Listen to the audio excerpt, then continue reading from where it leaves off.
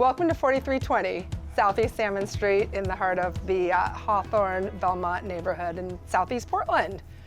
We've got this beautiful historic home. Come on in. So I really chose this place mostly because of the location, but it's a turn of the century home. We've got 12-foot ceilings here. We took it all the way to studs, so this is something that I really love about the house.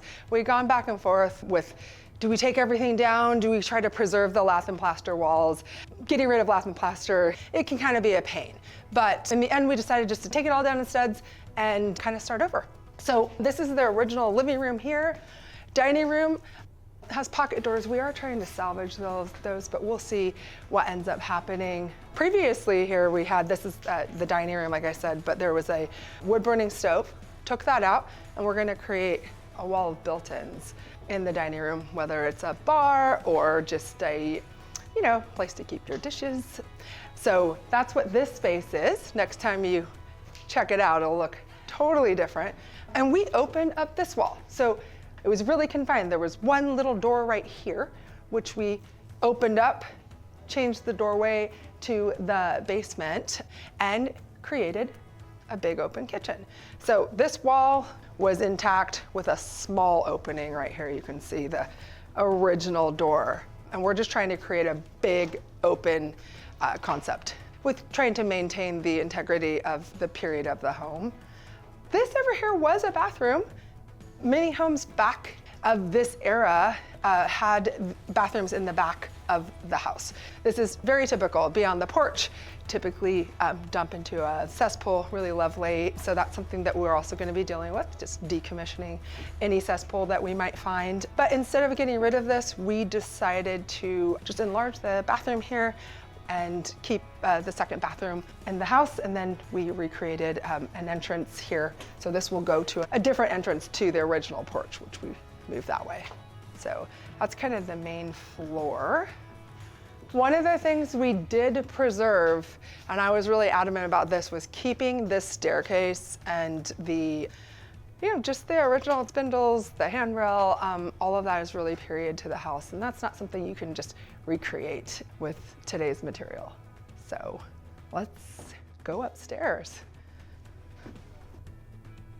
We will refinish these stair treads and keep these. So this house was originally a 3-bed, 1-bath up here with a bathroom downstairs. So not really common to have 2 bathrooms in homes of this era. So this, you can kind of think that this was probably a wealthier person's home. Having 2 bathrooms was kind of a sign of being affluent. One of the challenges we had is trying to create an ensuite or a primary bath. So that was a challenge. We're calling this bedroom back here the primary, and there is only 1 bathroom. And with the slope of the house, we're instead going to create a way to come in from the primary into the bathroom, but have hallway access for the 2 smaller rooms, which are here. As you can see, we took everything to the studs.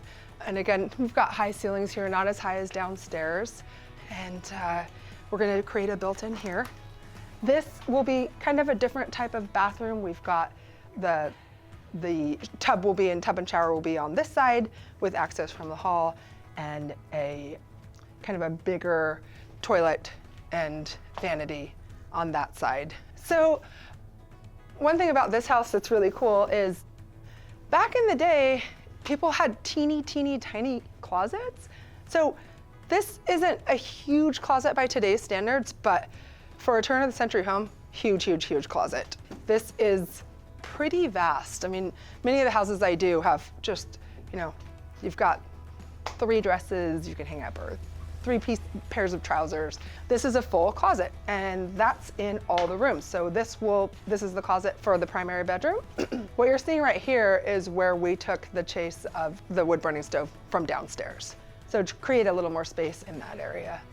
So, and then here's the other closet. We haven't finished the demo here, but this is the smallest closet in the house. So it gives you an idea that there is quite a bit of space, relatively speaking, for these older homes. So for the exterior, this house was when we got it, it was covered in vinyl siding. So we made the decision, we kind of peeled off the back and we noticed that, believe it or not, I would consider this in really good shape. So this is the original siding. It's actually been fairly protected by the vinyl over the years, but the peeling here, you can tell this is lead based. That's why it's peeling, or one of the reasons it's peeling. So we have to take extra precaution when we are painting this house, but wait till you see the before and after. I thought it was really important to keep the charm and the original windows and trim and the siding. So we're gonna have a little bit of patching in here, and you might wanna check these windows out. I mean, just so you can see the before and after, because those will be fully restored.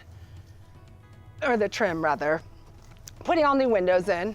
And this is the porch that we're rebuilding, showing inside. This part here is the bathroom, and then recreating a new entrance to the back. So again, just trying to keep the original charm of the home, like this diagonal window. That awning is gonna come off. I don't know why they haven't taken it off, but ripping off the siding was able to kind of reveal what it looked like when it was originally built. So we're gonna try to restore it as close to that as we can, keeping, you know, all of this siding and the fascia. We have already done the roof, and next step is fixing the trim and siding, and then we will paint in terms of the exterior and replacing the windows. So goal here is to restore it as much as we can and keep a little bit of a modern flair in, you know, the kitchen and the bathrooms. All right, so with this porch, we are going to do our best to keep the original charm of this big covered porch. Obviously it needs a little bit of work. I tried to tell Fred this was in, but a little wobbly here. But yeah, we're gonna rebuild this whole thing, or the structure of it, and keep, I think this one's gotta go. What do you guys think?